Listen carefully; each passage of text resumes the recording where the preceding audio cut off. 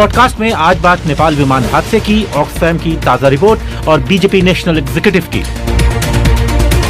नेपाल हादसे में अब तक 69 शव बरामद, ब्लैक बॉक्स भी मिला। चश्मदीद महमूद खान ने सुनाई आंखों देखी। धड़ाम से आवाज आई, उसके बाद हम लोग निकल के छत के ऊपर गए तो फिर देखे धुआं।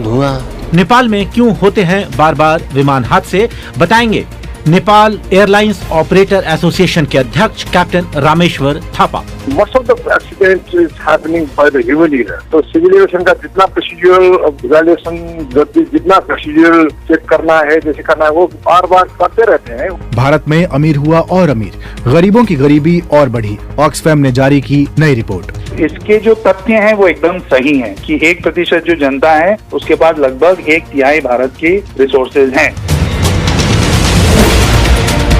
होंगी खेल की खबरें भी, लेकिन पहले जानते हैं देश और दुनिया का हाल अंजुम शर्मा से।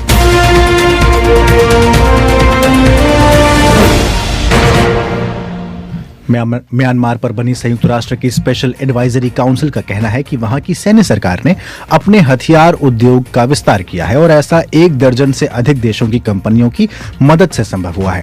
काउंसिल का कहना है कि हथियारों की बिक्री पर प्रतिबंध के बावजूद सैन्य सरकार अमेरिका, यूरोप, एशिया और मध्य पूर्व की कंपनियों से कच्चा माल, प्रशिक्षण और मशीनों का आयात कर रही है। काउंसिल की ओर से कहा गया कि म्यांमार की सैन्य सरकार जो हथियार बनाती है उसका इस्तेमाल अपने ही लोगों के खिलाफ किया जाता है। बेलारूस रूस के साथ संयुक्त वायुसेना अभ्यास में भागीदारी कर रहा है। बेलारूस के रक्षा मंत्रालय का कहना है कि ये अभ्यास रक्षात्मक है ताकि किसी भी तरह की चुनौती से समय आने पर निपटा जा सके। हालांकि यूक्रेन को आशंका है कि रूस इस अभ्यास की आड़ में एक नए जमीनी हमले की तैयारी में है। यूक्रेन के राष्ट्रपति वोलोदिमीर ज़ेलेंस्की ने कहा है कि शनिवार को एक रूसी मिसाइल के एक अपार्टमेंट से टकराने के बाद करीब 25 से ज्यादा लोगों की मौत हो गई है। वीडियो संबोधन में ज़ेलेंस्की ने कहा कि जब तक जीवित बचे लोगों को बचाने का एक भी मौका रहेगा, तब तक नीपरों में बचाव के प्रयास जारी रहेंगे। इस हमले में कई लोगों के लापता होने की सूचना है। ज़ेलेंस्की ने सीधे रूसियों से उनकी भाषा में बात करते हुए कहा, Хочу сказать всем тем в России и из России, кто даже сейчас не смог произнести। ज़ेलेंस्की कह रहे हैं जो लोग रूस में हैं या रूस से हैं उन सभी को मैं कहना चाहूंगा, खासकर उन्हें जो इस आतंक की निंदा करने के लिए अभी भी कुछ नहीं कह पा रहे हैं, भले ही वे सब कुछ पूरी तरह से देखते और जानते हों। ये आपकी कायर चुप्पी है। जो हो रहा है उसे देखते रहना, इंतजार करना एक दिन आपके घर पर समाप्त होगा। बुराई हमेशा उन्हें याद रखती है जो उससे डरते हैं या उससे मोलभाव करने की कोशिश करते हैं। जब वही लोग आपको पकड़ने की कोशिश करेंगे तो आपकी रक्षा करने वाला कोई नहीं होगा। अफगानिस्तान की पूर्व सांसद और उनके सुरक्षा कर्मी की काबुल स्थित आवास पर गोली मारकर हत्या कर दी गई है। 32 साल की मुरसल नबीजादा उन महिला सांसदों में से एक थीं जिन्हें अगस्त 2021 में तालिबान की वापसी के बाद भी देश नहीं छोड़ा था। रविवार को उन पर हुए हमले में उनके भाई और दूसरे सुरक्षा कर्मी भी जख्मी हुए हैं।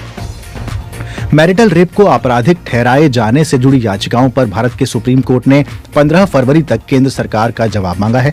केंद्र सरकार का पक्ष रख रहे सॉलिसिटर जनरल तुषार मेहता ने कहा है कि इसे आपराधिक ठहराए जाने के न्यायिक ही नहीं सामाजिक परिणाम भी हो सकते हैं।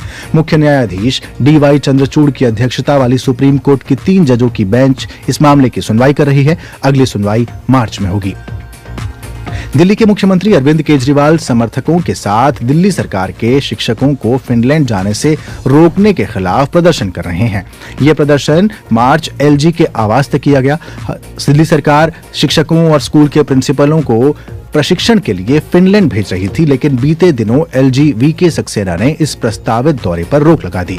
इस मुद्दे पर शुक्रवार को CM अरविंद केजरीवाल